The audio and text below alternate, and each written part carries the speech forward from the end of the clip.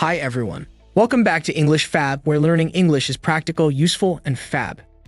Today, we're going to dive into the topic of color and appearance, a key part of describing things in English. Many learners find it tricky to know when to use words like bold, pastel, or neutral, and how to describe the appearance of objects clearly. In this lesson, we'll cover a natural conversation, key phrases, useful vocabulary, and practical tips to help you express yourself more confidently when talking about color and appearance. You'll learn how to use these terms in everyday situations and sound more natural in your conversations.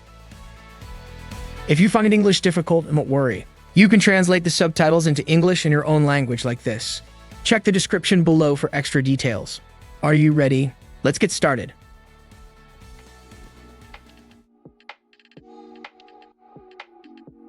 So, for the color scheme, I was thinking of going with a bold red. It really grabs attention, don't you think?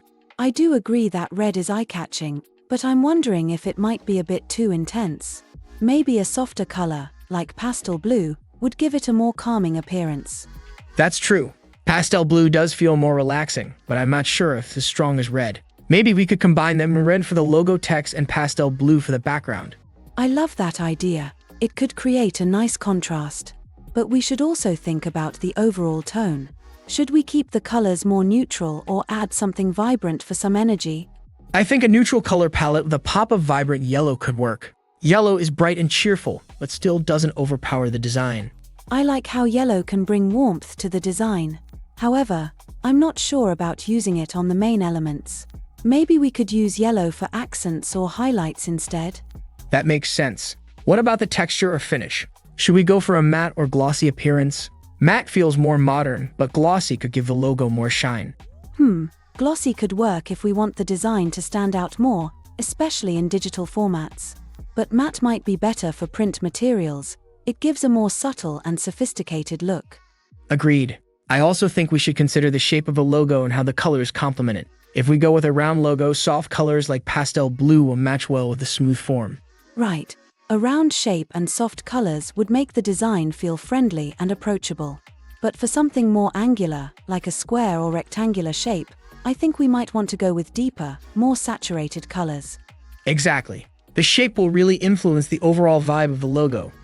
It's all about balancing the appearance. Too many bold colors can make it feel too loud, while too few might make it seem too dull. Yep, finding the right balance between color, shape, and texture is key. Let's start experimenting with these combinations and see what feels right. Agreed. I'm excited to see how it all comes together. Let's get started. Oh, and we might want to make the background a little more neutralish, so it doesn't distract too much from the logo itself. You know, not exactly white, but kind of a light gray or beige. Good point. A neutralish background will definitely help the logo pop without being too overwhelming.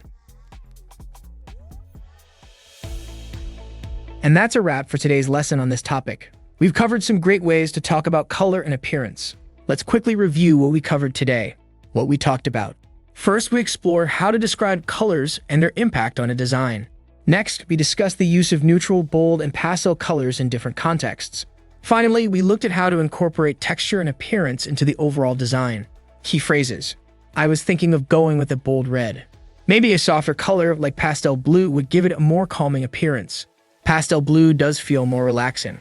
Red for the logo text and pastel blue for the background. Yellow is bright and cheerful, but still doesn't overpower the design. How yellow can bring warmth to the design.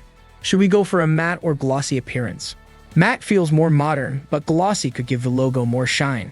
Learning these phrases will help you describe the appearance of objects and designs more effectively. The more you use these phrases, the easier it will become to express your thoughts clearly in English. So take some time to practice these phrases in your daily conversations and try using them when discussing color and design in the future. Okay, thanks for watching today's lesson on English Fab. I hope you found these English tips useful and feel more confident. Remember, practice makes perfect, so try using these phrases in your daily conversations. If you enjoyed this video, don't forget to give it a thumbs up, share it with your friends, and subscribe for more Fab English lessons. Until next time, keep practicing and stay Fab.